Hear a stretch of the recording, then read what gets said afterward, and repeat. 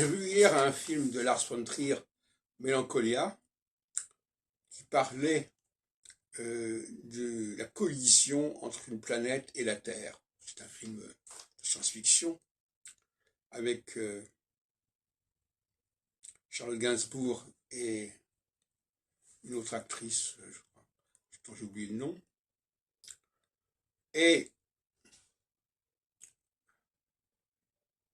la question pour l'astrologie, certains diront, mais en astrologie, il faut connaître l'astronomie.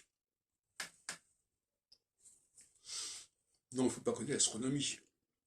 Il faut connaître, en tout cas, il ne faut pas connaître l'astronomie au sens où la connaissent les astronomes. Rien à voir. Il faut simplement savoir où se trouve Saturne, dans les éphémérides, sinon dans le ciel, et à quel moment il va passer sur les axes saisonniers, c'est-à-dire à certains points de son parcours, qui sont les équinoxes et les solstices, que l'on peut effectivement associer à des étoiles fixes. Ponctuellement, bien sûr, puisqu'il y a la pression des équinoxes. Par exemple, dans le film Mélancolia, on parlait beaucoup d'Antares, qui est effectivement une étoile fixe royale que j'ai moi-même conjointe avec mon soleil Jupiter, en Sagittaire.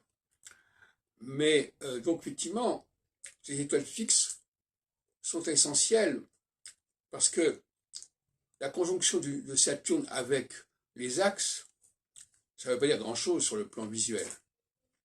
Donc il faut qu'il y ait un troisième facteur, une triangulation, qui corresponde à l'étoile qui correspond à ce moment-là, mais c'est pas constant, ça bouge pas tout le temps, mais périodiquement.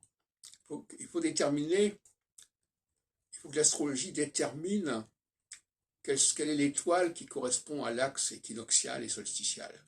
Quelles sont les étoiles, d'où les 4 étoiles royales, Aldébaran, Antares, Régulus et Pomalo. Et actuellement, curieusement d'ailleurs, on retrouve, c'est un nouveau cycle qui commence quelque part, puisque Pomalo et Régulus correspondent à l'axe Poisson-Sagittaire. Pomalo-Régulus correspond à l'axe Vierge-Poisson.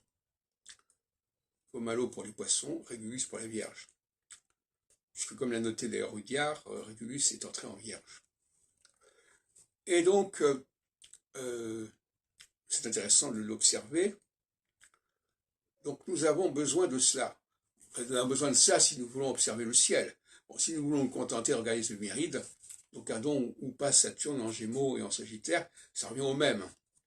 Mais, d'un point de vue visuel, d'un point de vue des anciens, l'astrologie ancienne fonctionnait autrement. C'est-à-dire que les gens savaient, on leur expliquait à quelle étoile correspondait l'axe des saisons, et à quel moment Saturne passait sur ces axes. Mais il est clair qu'il fallait passer par les étoiles fixes.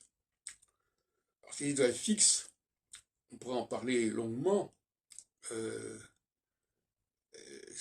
ne sont pas là pour agir, elles sont là pour signifier, pour correspondre à des axes saisonniers, ni plus ni moins.